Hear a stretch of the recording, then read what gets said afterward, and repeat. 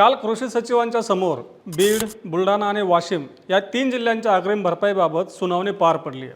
मग या 3 जिल्ह्यांच्या अग्रिम भरपाईबाबत सचिवांनी काय निर्णय दिला? परभणी, सांगली आणि कोल्हापूर या 3 जिल्ह्यांमध्ये विमा कंपन्यांनी अग्रिम भरपाई देण्यास तयारी दाखवली आहे। मग इतर जिल्ह्यांचं काय? इतर जिल्ह्यांमध्ये शेतकऱ्यांना अग्रिम भरपाई देण्याबाबतची प्रक्रिया कुठपर्यंत आली आहे? तसंच शेतकऱ्यांना खरंच दिवाळीपर्यंत अग्रिमची रक्कम मिळेल का? याचाच आढावा आपण आज या व्हिडिओतून घेणार आहोत। नमस्कार, मी अनिल जाधव, तुम्ही बघताय आपलं ॲग्रोवन। सर्वात आधी आपण काल सचिवांपुढे जी सुनावणी झाली त्यामध्ये काय निर्णय झाला ते पाहूयात। आता आपल्याला माहितच आहे की पीक विमा कंपनीने बीड, वाशिम आणि बुलढाणा या 3 जिल्ह्यांच्या विभागीय आयुक्तांनी जे आदेश दिले होते त्याला सचिवांपुढे अपील केलं होतं। त्याची सुनावणी काल पार पडली आहे। या सुनावणीमध्ये सचिवांनी सुद्धा विमा कंपन्यांना दणका दिलाय। कालच्या सुनावणीत सचिवांनी या 3 जिल्ह्यांच्या जिल्हाधिकाऱ्यांनी जे अध्यादेश काढले होते तेच कायम ठेवत विमा कंपन्यांचं अपील फेटाळून लावलं। थोडक्यात काय, विमा कंपन्यांचं अपील आता सचिवांनी सुद्धा फेटाळलंय। आता कंपन्यांसमोर 2 पर्याय आहेत। एक तर सचिवांनी दिलेले आदेश मान्य करणं किंवा मग केंद्राच्या समितीकडे अपील करणं। आता कंपन्या याबाबत नेमका काय निर्णय घेतात हे येणाऱ्या दिवसांमध्ये आपल्याला कळेलच। या 3 जिल्ह्यांच्या अनुषंगाने आणखीन एक अपडेट पुढे आली आहे। ती अपडेट अशी आहे की काल सचिवांच्या समोर या बीड, बुलढाणा आणि वाशिम या 3 जिल्ह्यांची सुनावणी पार पडली आहे। काल सचिवांसमोर झालेल्या सुनावणीनंतर म्हणजे सचिवांनी विमा कंपन्यांचं अपील फेटाळल्यानंतर बुलढाणा जिल्ह्याबाबत विमा कंपन्या काही सकारात्मक निर्णय घेऊ शकतात असा अंदाज आहे। कृषी विभागानं सांगितलं की बुलढाणा जिल्ह्यातल्या ज्या मंडळांमध्ये जिल्हाधिकाऱ्यांनी अध्यादेश काढले होते त्या मंडळांमध्ये शेतकऱ्यांना अग्रिम भरपाई देण्याबाबत कंपन्या ह्या सकारात्मक भूमिका घेऊ शकतात। थोडक्यात काय तर बुलढाणा जिल्ह्याचा अग्रिम भरपाईचा मुद्दा सुद्धा निकाली निघू शकतो। याबाबतची अधिकृत किंवा अंतिम माहिती आत्तापर्यंत पुढे आलेली नाही, म्हणजेच विमा कंपनीने आपली भूमिका जाहीर केली नाही अशी आत्तापर्यंतची अपडेट आहे। पुढच्या काही दिवसांमध्ये कंपनी याबाबत आपली अधिकृत भूमिका जाहीर करू शकते।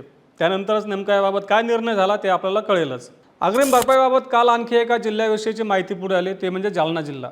जालना जिल्ह्यामध्ये सुद्धा विमा कंपनीनं अग्रिम भरपाई देण्यासाठी तयारी दर्शवली आहे, म्हणजेच तोडगा निघाल्याचं सांगितलं जात आहे। जालना जिल्ह्यामध्ये जिल्हाधिकाऱ्यांनी कापूस, मका आणि सोयाबीन या 3 पिकांसाठी अग्रिम भरपाईची अधिसूचना काढली होती। पण काल जालना जिल्हा पीक विमा समिती आणि पीक विमा कंपनी यांच्यामध्ये बैठक झाली। या बैठकीत सोयाबीनला अग्रिम भरपाई देण्याचं मान्य करण्यात आलं आहे। त्यासाठी विमा कंपनीनं तयारीसुद्धा दर्शवली आहे।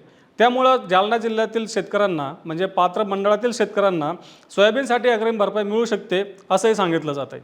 केवळ जालना जिल्हाच नाही तर ज्या जिल्ह्यांमध्ये अग्रिम भरपाईवरून सध्या आता मतभेद तयार झाले त्या जिल्ह्यांमध्ये स्थानिक पातळीवर काही तोडगा निघतोय का याची चाचपणी सुरू झाली आहे।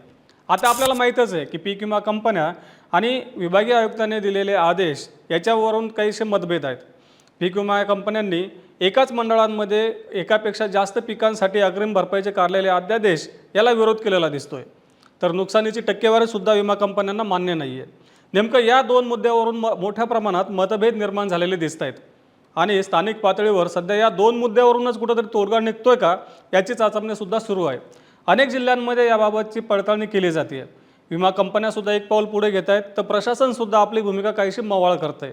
त्यामुळे पीक विम्याच्या अग्रिम भरपाईबाबत इतर जिल्ह्यांमध्येही पुढील काही दिवसांमध्ये मार्ग निघू शकतो असे कृषी विभागाच्या सूत्रांनी सांगितलं आहे।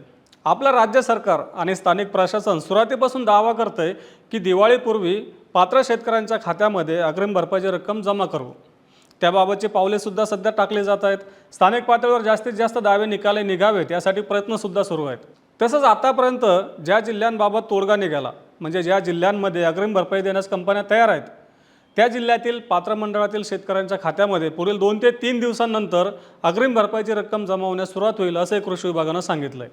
शेतकऱ्यांच्या खात्यात दिवाळीपूर्वी अग्रिमची रक्कम जमा व्हावी यासाठी प्रशासनसुद्धा पुढाकार घेत आहे। सुनावणीसुद्धा वेगाने घेतल्या जात आहेत। आता विमा कंपन्या नेमकं स्थानिक पातळीवर तोडगा काढतात की केंद्रीय समितीकडे जातात हे आपल्याला कळणारच आहे। परंतु हा तोडगा स्थानिक पातळीवर निघाला तर शेतकऱ्यांना लवकरात लवकर मदत मिळेल आणि आर्थिक संकटातून बाहेर पडण्यास मदत होईल। पीक विम्यासंदर्भात यापुढील काळात कोणत्या घडामोडी घडतात, कुठले अपडेट येतात हे सगळं आम्ही तुमच्यापर्यंत पोहोचतच राहू। रोज सायंकाळी 8 वाजता मार्केट इंटेलिजन्स या सेगमेंटमधून आपण पीक विमा, दुष्काळ आणि बाजारभाव या संदर्भातली माहिती तुमच्यापर्यंत पोहोचवत असतो। त्यामुळे हा व्हिडिओ जास्तीत जास्त शेतकऱ्यांपर्यंत पोहोचवण्यासाठी लाईक आणि शेअर करायला विसरू नका।